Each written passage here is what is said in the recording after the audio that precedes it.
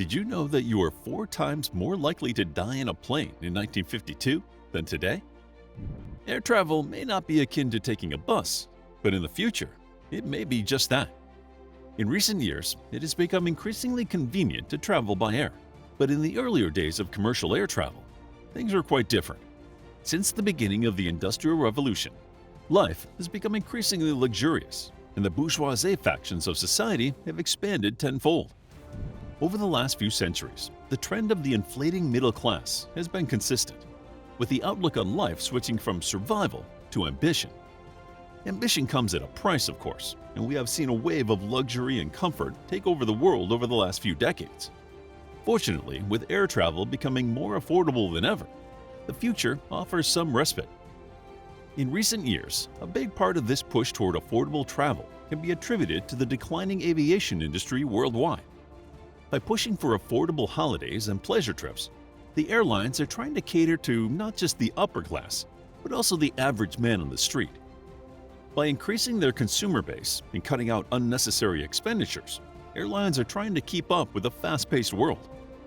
We are still a long way off, but to claim that air travel is incredibly expensive is untrue. To get some perspective, one should look at the state of affairs in the earlier days.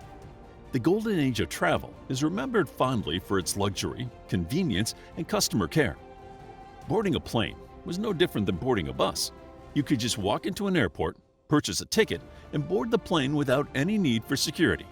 Even if you had just arrived 20 minutes before your appointed time, you would have had no problems. Today, you need an ID to get on a plane, but that's not the only hassle. You must check your luggage, pass through a laborious rigmarole of security, and then you come face to face with the object of your desire. Why was the world so different 60 years ago? It might seem like the obvious answer, but the world was a different place. Over the last 2 centuries, life has progressed at an unprecedented breakneck pace.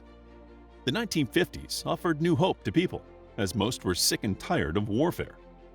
Their collective grief was overwhelming, but after a few years, the process of healing had begun. Some people wanted to move on a little too quickly. One might even say they were in denial. These attempts to escape war resulted in the liberation of social values on the other side of the spectrum. The world was highly conservative at the time, but the trauma of the war tore down old ideological constructs, giving rise to new ones.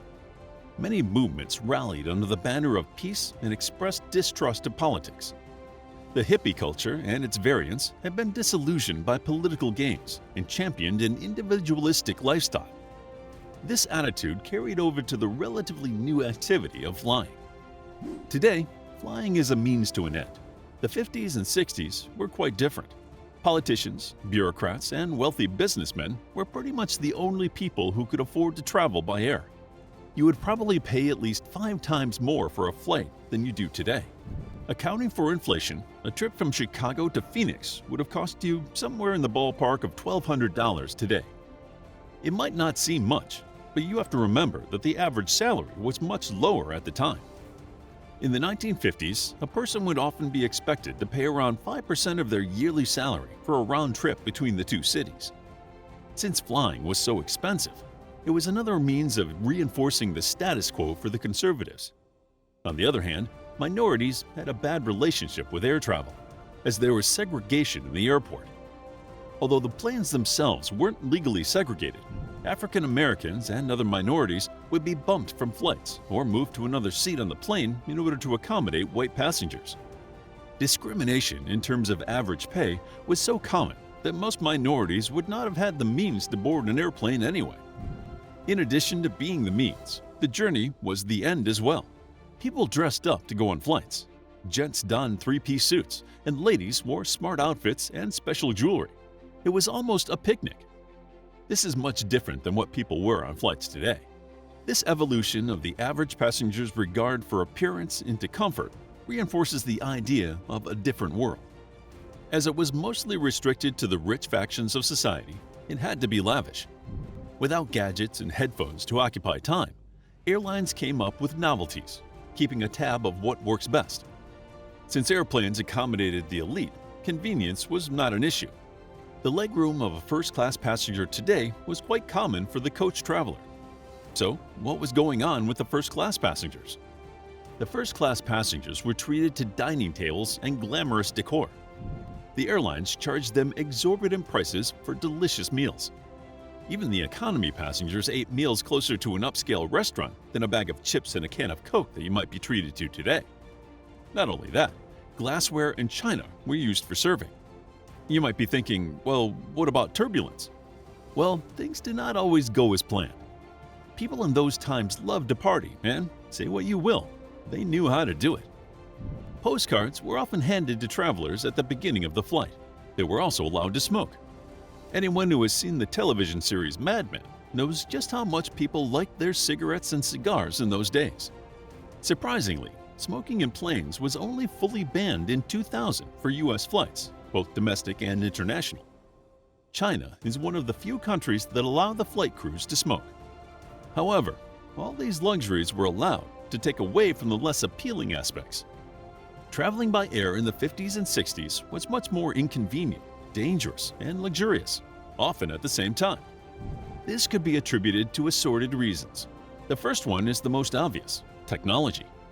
Technology has been progressing at an exponential rate, especially since the 80s. This innovation seems as if it will not be slowing down in the foreseeable future. Believe it or not, the 50s and 60s were going through a much more radical change. Most of the early 20th century generations had lived through the horrors of the First World War. The respite that arrived in the 1930s was short-lived, and war would again take over the world. After 2 bouts of death and destruction, people were finally ready to move on. The formation of the UN and other organizations and measures would ensure peace in the years that followed.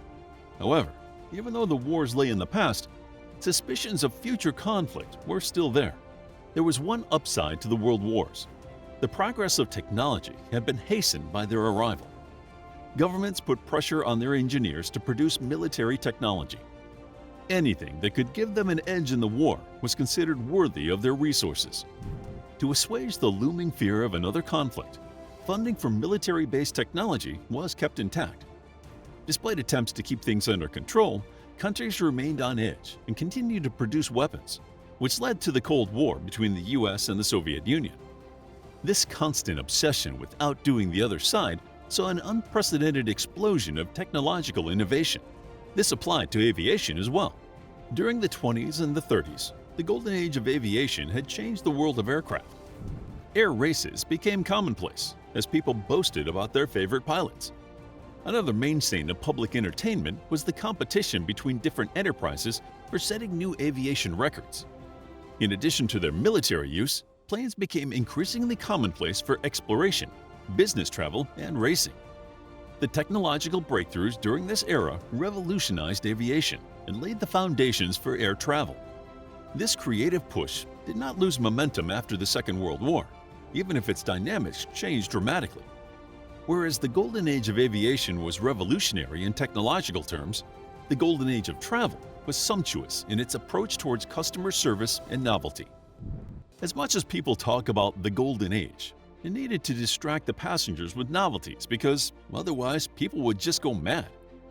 The airplanes of the time rarely ensured safety, and most planes were unpressurized, so the bumpy journey would often make people vomit mid-flight. One has to remember that navigation did not become a norm until recently, so planes could not have avoided storms or stints of bad weather. Radar and comms are pretty much why you do not hear about air sickness as much as you would have in the olden days. The overbearing noise of the machines made matters worse. The passengers of the noisiest planes were handed pneumatic headsets to help with their air sickness. Passengers often felt awful during these flights. That much can be gathered. But what about the machines? Well, they were not much better off. The technology was lacking in most areas, and even if several things worked, they did not work all the time. Compared to today, you were 4 times more likely to die in a plane during the golden age of travel. So the golden age was perhaps not so golden after all. On top of the mechanical malfunctions, there was also the danger of hijackings. Since there were no security protocols, hijackings were a common theme. To get a rough idea of how frequent hijackings were, you should realize that between 1968 and 1972, over 130 American planes were hijacked. The airport was just a newer version of the bus stop, so hijacking a plane was almost like robbing a bank.